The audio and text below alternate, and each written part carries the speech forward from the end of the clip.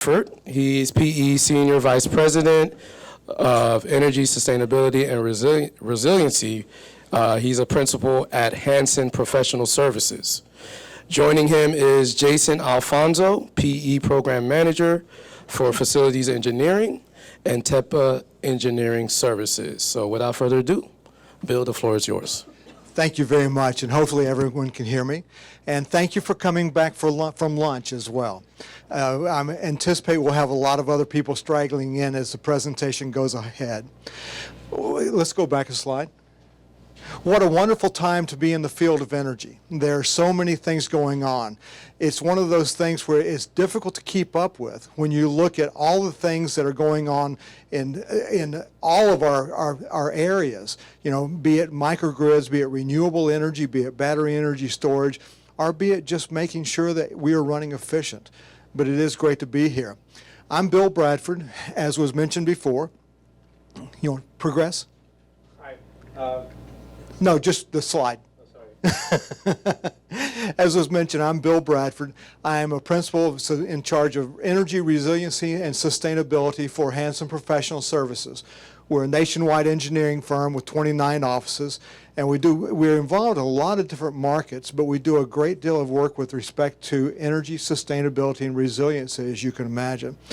Had the opportunity to be here visiting with you a number of times over the years. We commissioned the Guitar Hotel and a lot of the other projects for the Seminole Tribe of Florida, and I really appreciate that.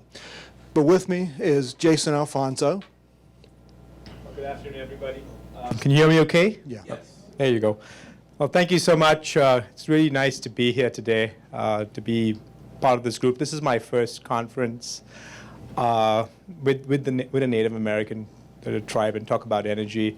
Energy is very dear to me. I used to work for, someone referred to a big E&I firm.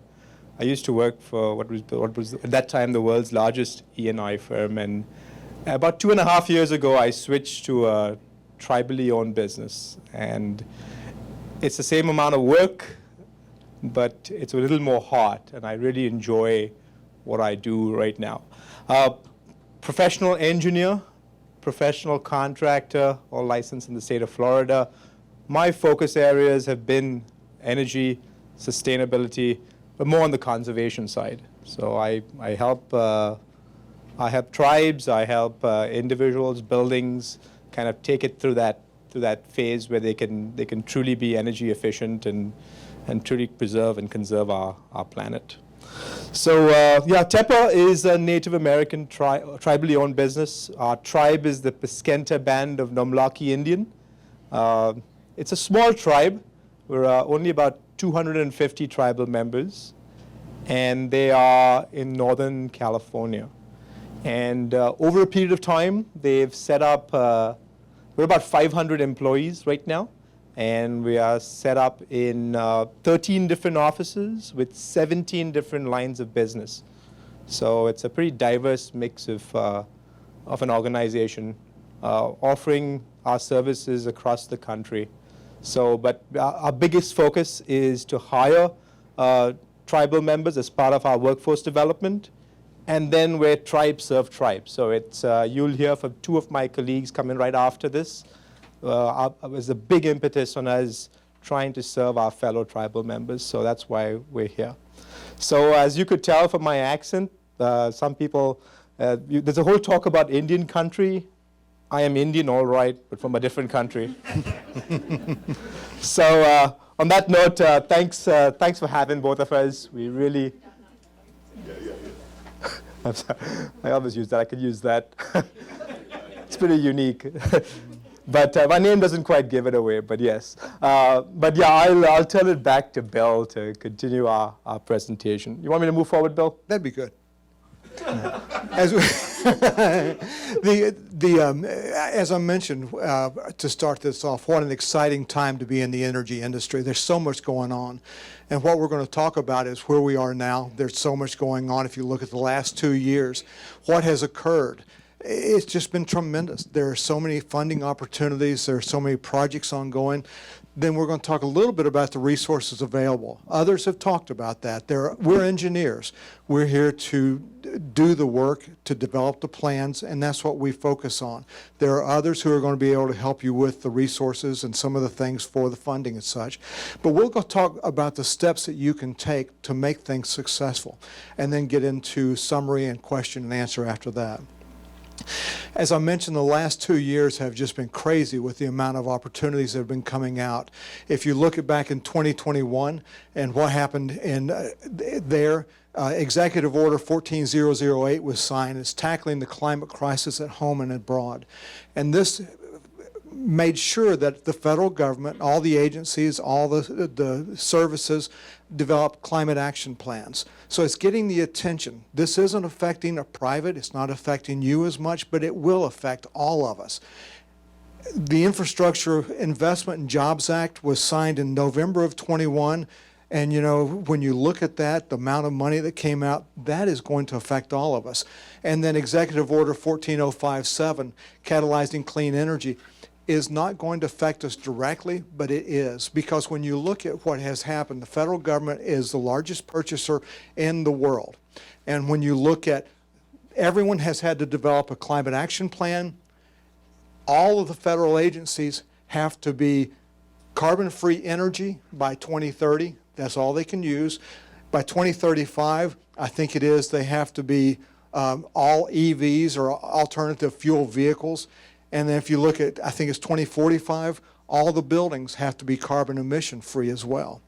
When you look at the manufacturers, the trains, the people who are making the generators of battery energy systems, storage systems, things like that, it's going to impact everything that we're doing as well. And then if you look into 2022 and what transpired there, there's a lot more. The International Climate Change Panel on Climate Change came out with a number of publications about what's going on with respect to climate and energy. And then 3 months later, they issued a working group report. I love the title. It's We Can Have Energy Emissions by, and I forgot, in the next 5 years, I think it was. And then ASHRAE is the society that is a technical society, and it really is one of the leading indicators of what Jason and I do. As a matter of fact, Jason has been up at the winter conference for ASHRAE the last several days. But they issued a decarbonization standard paper on that, and then later they came back out and they're teaming with the International Code Council and coming up with a whole life approach to carbon standards. And then in August of last year, the Inflation Reduction Act was passed. Next slide. If you look at what goes on, and I'm not sure you can see it, but the IIJA and the IRA are both circled up here. And those are the things that are going to affect you the most because there's so much money available. Next one. I try to keep on top of things going on, and I try to monitor, but there's an awful lot. There was a Tribal Clean Energy Summit that was held, I believe, in November. Did anyone attend that? So we have several. Good. Okay. There were some very good, there were some excellent presentations. One of the ones I liked the best, and I found it, was the tribal relevant programs in the IRA. A lot of good information. Another one was put on improving access to efficiency and clean energy. Caught my eye because Chris Castro was the Chief Sustainability Officer for the City of Orlando, where I'm located. And Chris was hired by the Biden administration to come in and to be the executive officer, I forgot what the exact term is, for the state community energy programs. But this got into a lot of things. The lady asked a question earlier about the EECBG, the Energy Efficiency and Conservation Block Grant. But there are so many other resources that are available. Next slide. The IIJA, which is a bipartisan infrastructure law, there are a lot of tribal formula grants. And you can look at it. The 11 million, of course, is fairly small as compared to 459 million with the following. But there are a lot of competitive grants as well. And these get into energy efficiency and renewable energy, improvements in rural and remote areas, and then the electric grid, which is something that we're all talking about. Next slide. Then in the IRA, this is one that has been referred to, I think as the EPA said, it's one of the largest climate programs that has ever been sponsored. It was $369 billion in addressing climate change with a number of new or expanded tribal-specific programs created at the Department of Interior and Department of Energy. There are clean energy tax credits, and I've had a number of conversations with people here today and yesterday about that. But with those tax credits and also what can be paid directly to the nonprofits. But it gets into the specific programs, and I think Rico was mentioning about some of those earlier this morning, the loan guarantee program, the electrification program, and then some of the other things as well. Jason? One of the things that I found very interesting is that several years ago, the Department of Energy, the Office of Indian Energy, published a Strategic Energy Plan and Planning Handbook. And it sets out this flow chart that you can follow. And there are 9 things. We do this type of work developing energy transition plans for a wide variety of customers throughout the United States. We've got a major airport in the Northeast that we're doing right now. We are doing a power resiliency for another nationwide client. But this all goes back to the strategic energy planning process, and that's what we're going to talk about. The comment was made about identifying and convening the stakeholders and forming the leadership team. And I think Michelle mentioned that in the last presentation. That's extremely important that you do so. And that's something that we are adjunct to what you're doing, but at the same time, you know what you need to do in providing those stakeholders and the leadership team. What we do is get involved with developing the energy vision, and then assessing, developing the specific goals, prioritizing, and going all the way through. And Jason's going to walk you through each of these steps. Well, before I get into that, all those steps, and there's 7 of them, let me just quickly ask the room, how many here are engineers or scientists? I'm so sorry.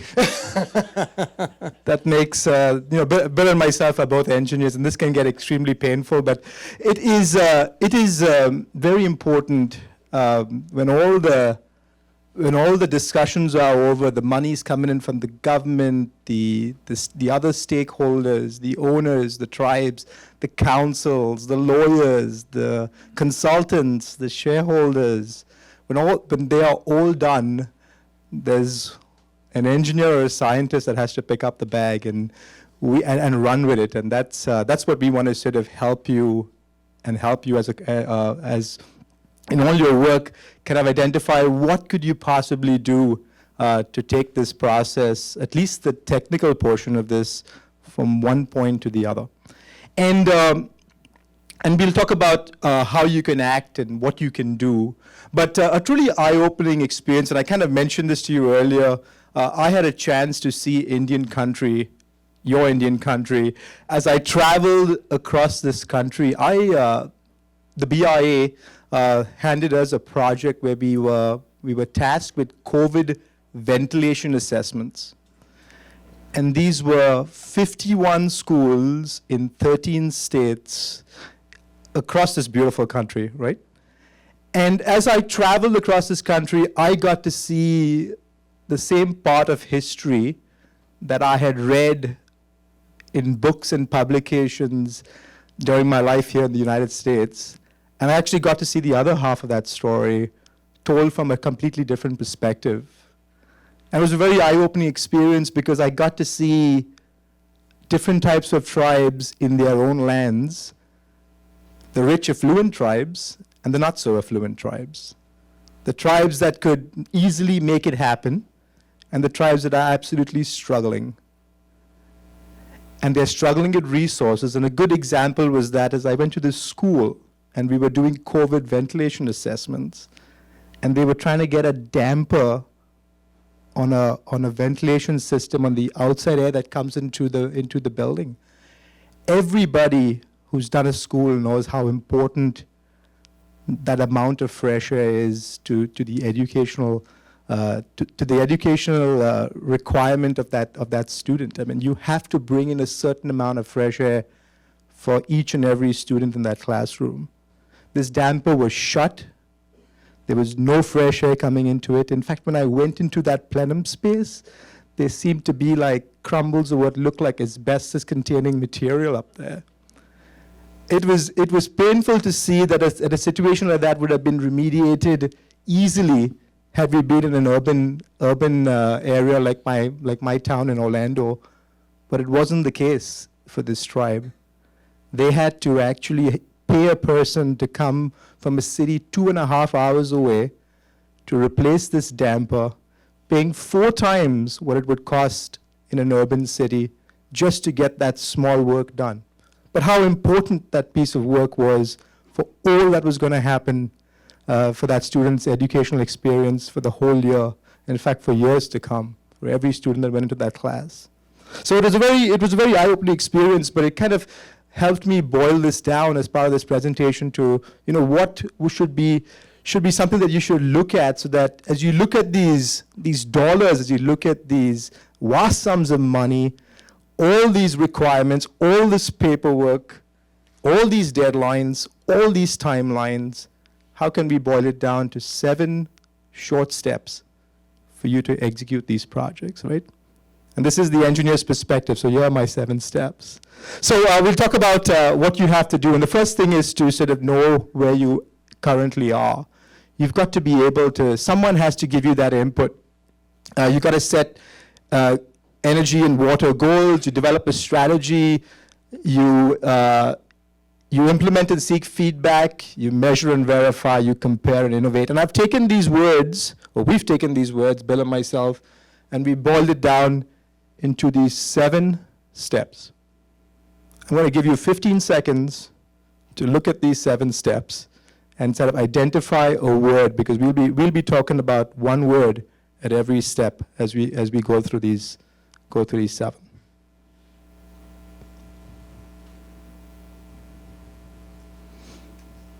I have a dumb question. What does M&V stand for? We will get there, but measurement and verification just couldn't fit in that. It would have gone right across that's measurement and verification. We'll get there.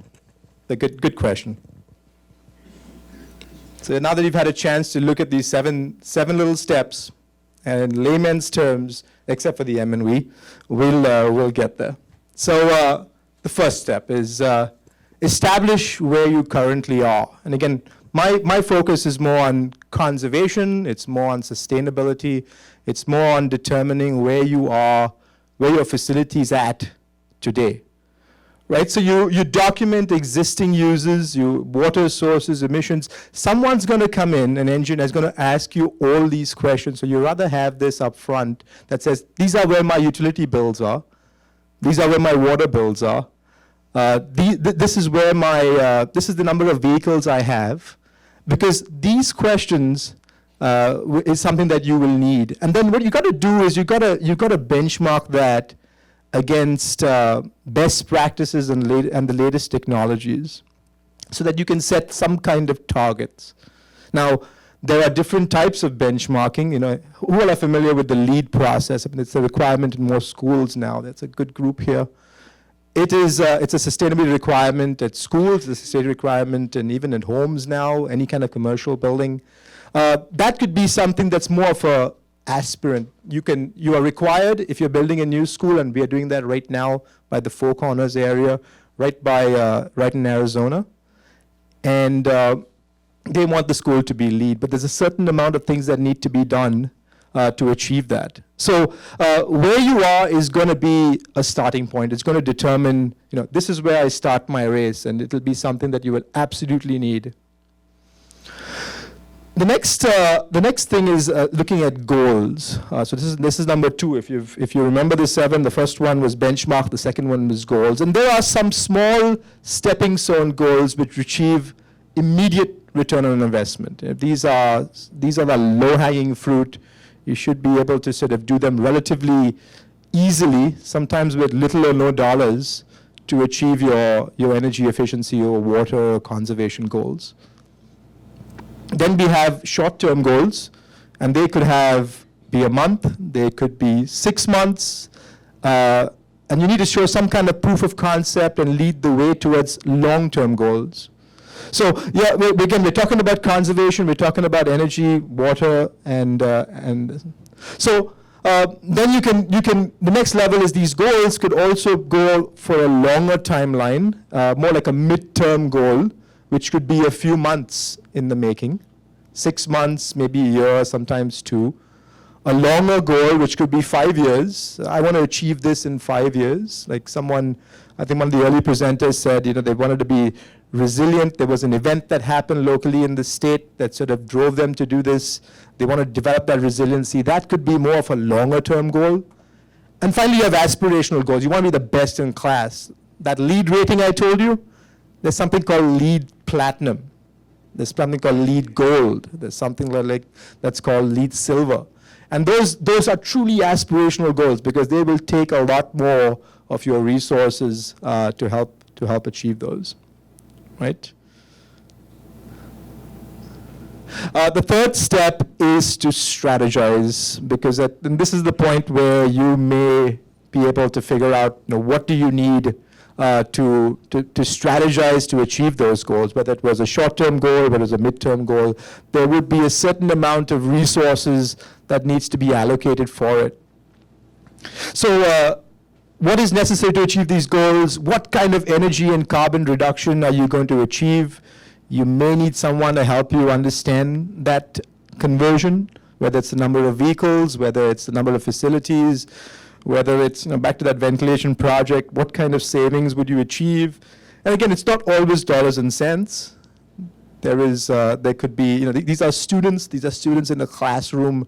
How could we affect those goals? And you could strategize and deploy resources to achieve it. Your budgets are going to be important, whether it's your capital expenditure or more of an operating expenditure, and you may need help there. And then the financial impacts of a project like this. What would it do? How important it is to your tribe? That's a big one. I've kind of, I don't talk dollars and cents. I definitely don't talk kilowatt hours and amount of CO2 and all that when I'm talking to my to people in Indian country. I talk, what is that overall impact that you want to see because of this project? What actually drives you to do this, and what is that feel-good thing that you feel when you do something like this, right? So that is strategy. I think we've done 3 benchmark goals strategy. Number 4 is now the project it's about time to be implemented. You've secured all your money, you've secured all your resources, you've got some kind of timeline of the return on investment. It's time to implement it. You want to monitor your cost-benefit impact. How much are you putting in it? And sometimes if it's a long-term goal, you may need to do that on a regular basis. You need to update timelines and milestones constantly. It's not going to be a straight line. It never is. There's something that's going to come in the way. There'll be some kind of change modification. How do you update your timeline and milestones to be a little more realistic when you have something like that? And the last part is to sort of use an ongoing dashboard technology where sort of this thing actually tells you how you are doing, and if you can put it in some kind of a report, you can report on those benefits of all the implemented measures. How many of you have executed an energy conservation project in your facilities? Do you mind telling us what exactly where it was? It was the Guaranteed Energy Savings Program for 22 buildings. A 22 building energy savings program with 6 ECMs, energy conservation measures, came in at about 3.6 million. 3.6 million.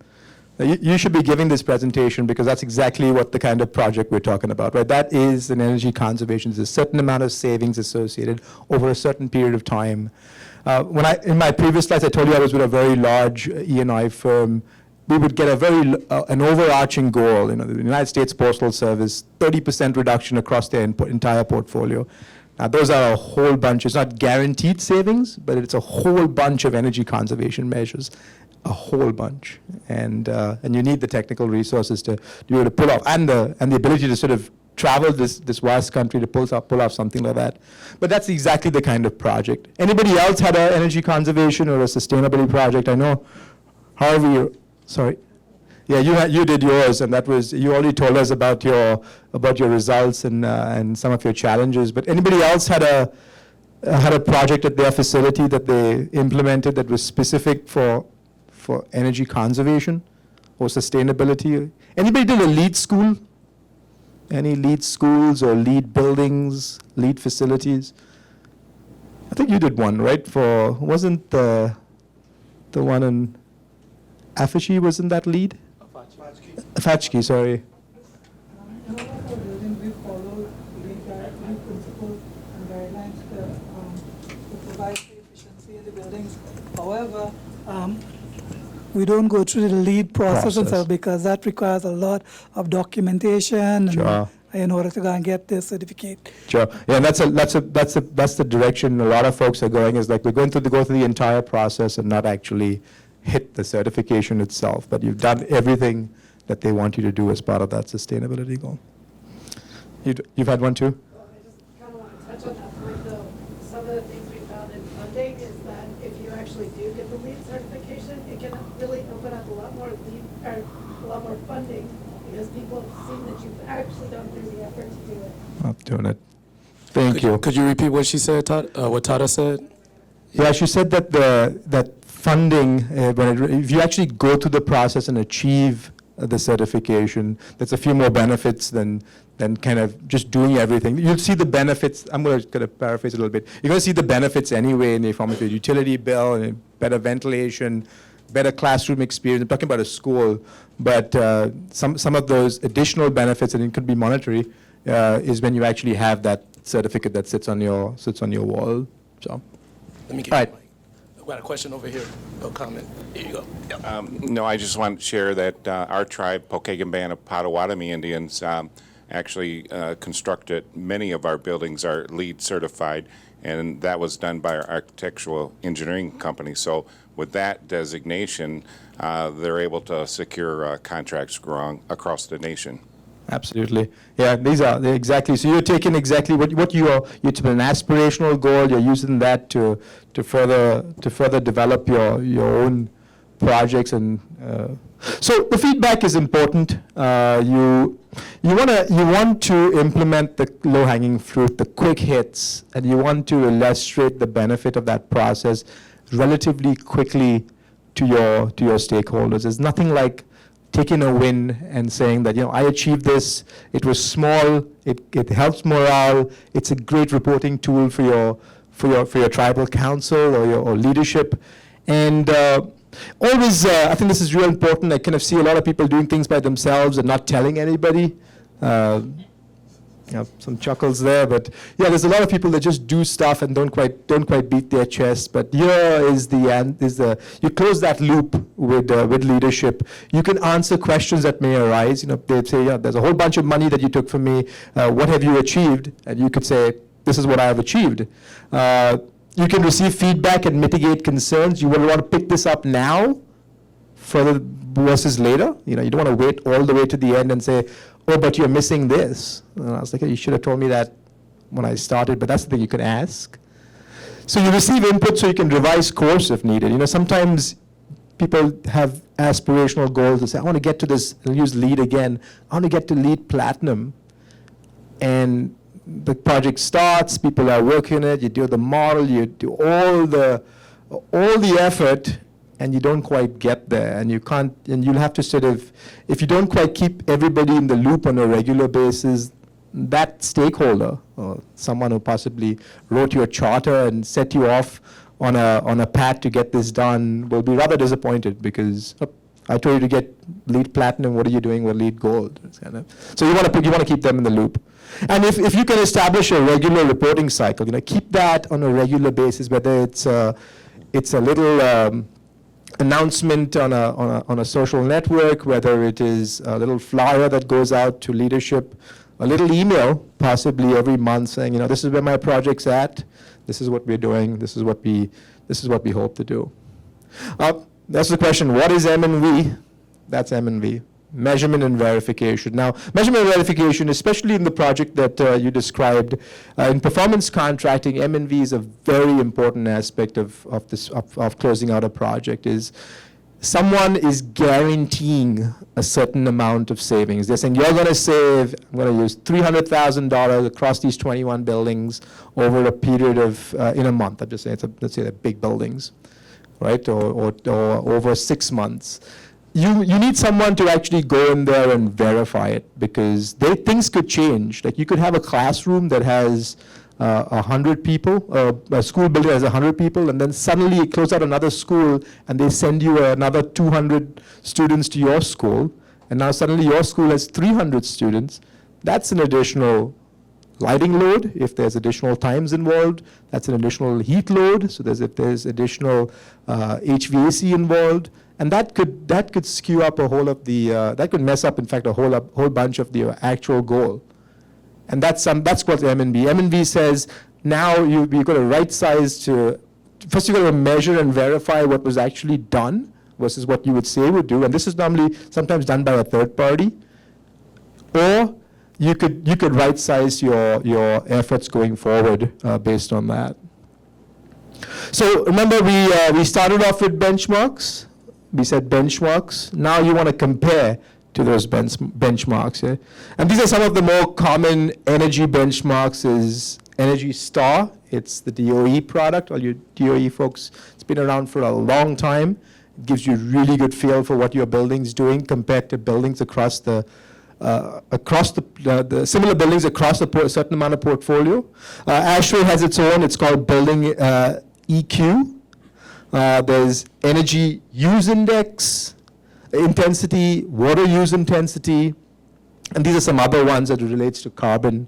Bill was talking about my trip to Atlanta. This is my second conference of the week. The first 4 days I spent in Atlanta, there was 50,000 people walking the floors in what is the world's largest HVAC&R expo and conference, and there's a lot of stuff coming, especially in the areas of, I think energy is now, everybody is, I wouldn't say achieved it, but we've kind of moving on from there. There was energy, there was lead. The next big thing is a word called decarbonization. It is going to be quite challenging, and ASHRAE is developing the resources currently to take on that challenge, because it's going to be code, it's going to be part of the overall requirements, and the entire industry is kind of moving to that direction. So that's the word to watch out, is decarbonization. It's not going to be business as usual. It's not going to be business as usual. And to go with that also, there's a certain amount of push, especially with the next year, on workforce development. We really are looking at, do we really need that guy? Remember the story I told you about the 2.5 hours of driving from a big city all the way at their schedule? I'll get there when I get there kind of thing. The idea is to have the ability for our own to be able to maintain and look after these facilities and getting those work skills to them so that they can truly do their best. And finally, as you continuously measure and improve, there may be certain technologies that you picked up, certain lessons learned. We, again, referring to some of the speaker this morning, talked about what he learned. A great way to sort of get that knowledge back into the system, kind of turn it back into an audience that can use it to their good. If it's a pitfall, kind of identify that so that they know it can prevent somebody else from going down that same route. And then also there'll be some innovative things that whether it's the project management portion of it, whether it's the procurement portion of it, whether it was the actual engineering. There may be things that were not part of the original plan that you have found out as actually doing the work. Again, the engineer does all the work, finds this out. Let's record that. Let's get it back into the decision makers, so that for the next time over, they know that it is something that they can innovate and improve upon. So Bill will go back to some success stories, but I'm glad I had a chance to explain to you the 7 steps. I hope you remember them. If not, we'll revise them and have a little test at the end of the afternoon. Or just look in the slides that we had, the thumbnails we handed out to you all. Yeah. All of the presenter slides are available. Yep, and you'll see up my 7 steps. But on to Bill to hear some success stories where this has worked, and he'll take over from here. Energy transition plans really take on a lot of different ways. They look different depending on what the customer is. We've got one going on right now. We're doing a large energy roadmap for JFK International Air Terminal 4. That's coming in. They want to look at what they do, how they can reduce their energy costs, how they can reduce their energy use. We're doing another one. This is for power resiliency.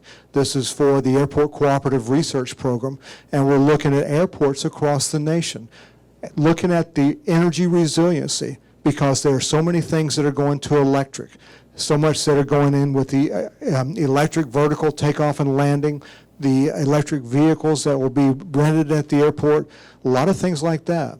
We're doing an energy transition plan for a major college with 8 campuses.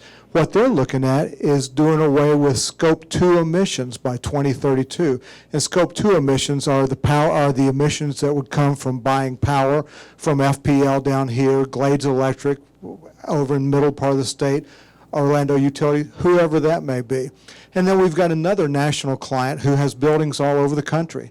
And they own these buildings. It's a real estate investment trust, and they found that their buildings are worth a lot more, and they also have found that they can get higher leases if they decarbonize their buildings. So we're coming in and we've done a lot of decarbonization studies, which looks very closely at the energy and also the materials. But in researching for this presentation, there are a tremendous amount of success stories throughout the nation that have transpired. This one in Southern California was along the line of providing power that will boost the energy reliability. It's a hybrid solar storage liquid propane microgrid system, and it provides energy reliability and resilience throughout the reservation. Jason? The next one is up in Wisconsin, and this is one where they had a tremendous amount of flooding. And when you come in Florida, we're doing a lot of sustainability and armoring of buildings and also of roads and bridges because of what happened with the hurricanes. Well, with this one, they lost a lot due to flooding, but they came back with a $2 million project, a 500 kW solar microgrid with more than 1,000 kWh of battery storage. Next one. This one is more along the green side. What they're doing is they're going back and looking, and this would be more like the energy efficiency and sustainability plan we're doing for Seminole County, Florida, which is up in the middle part of the state. And this is looking at, okay, how can we reduce our energy cost, our energy use? How can we reduce our water use intensity? But on this one, they are doing a lot more than that. Next one. And then this one is, I can't say we're doing anything like this. I just love this one. This is a RivGen hydrokinetic power system. And what they have found is they've got a river that continues to flow even during the winter with ice on top of it. But they've got this RivGen hydrokinetic power system that they put on the bottom, and it doesn't inhibit the salmon flow or anything else. And so I don't have anything close to it, but I love the application. Next one. And then let's see, where are we? Oh, up in the Northeast. This is one where we were talking about this at lunch.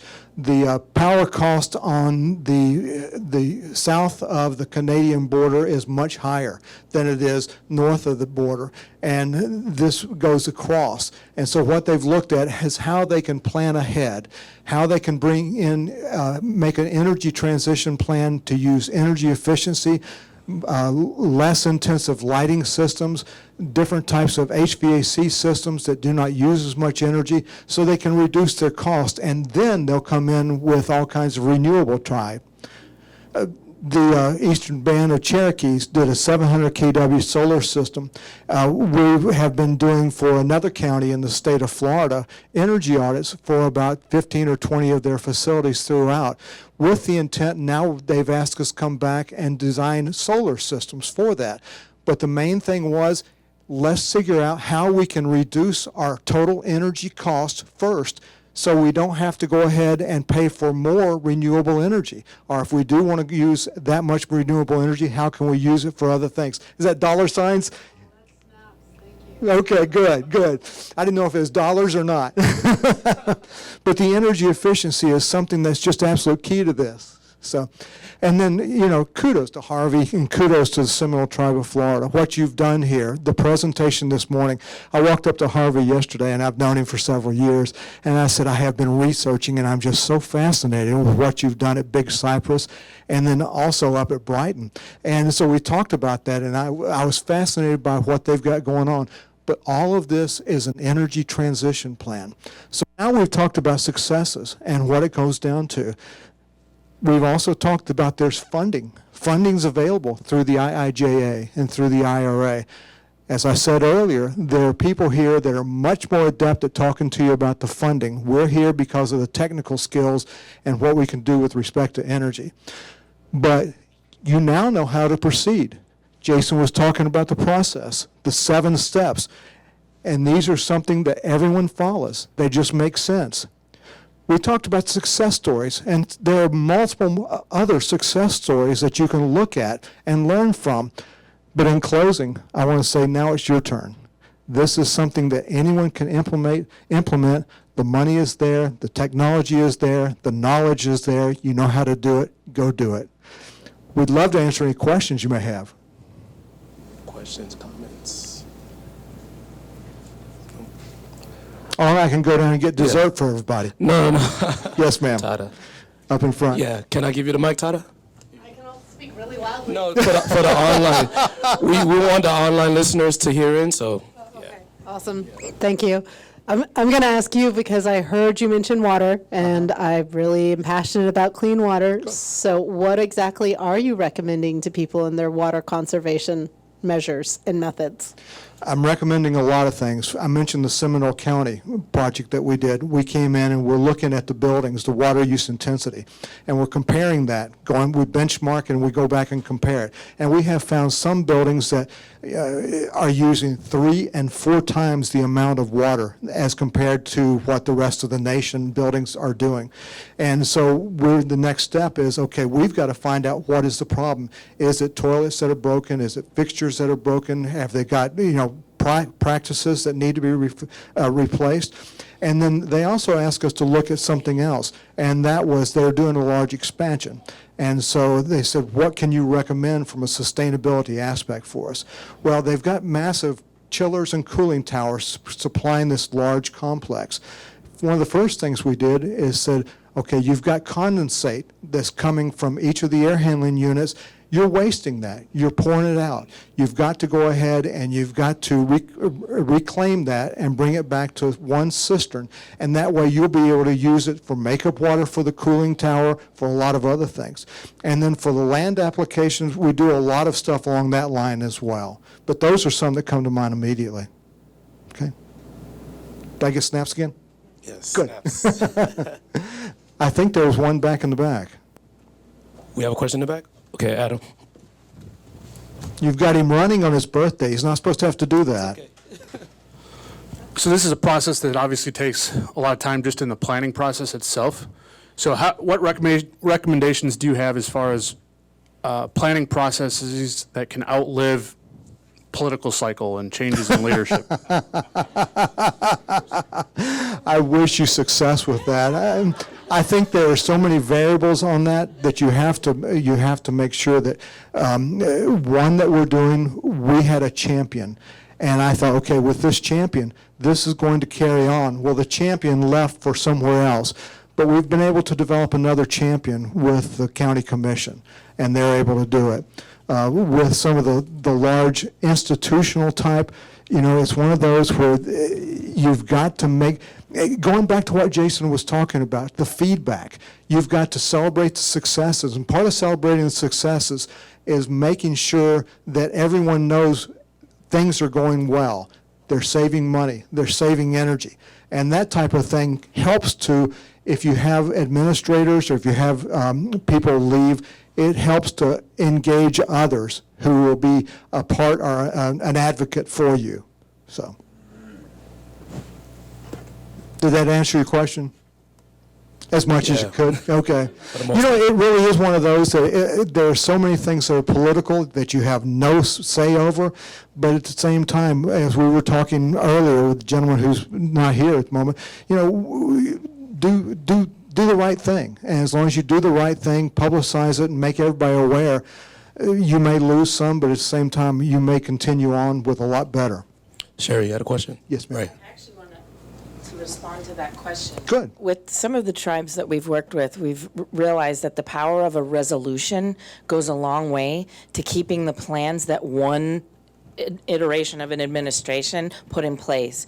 We all know that resolutions can be overturned and changed, but it's a little harder, and there's less impetus to try and change things if there is a resolution in place, especially if it was a unanimously adopted resolution by the council. Other questions? Okay, thank you, Bill. Thank you, Jason. Great Thank you all presentation. very much. We really appreciate it.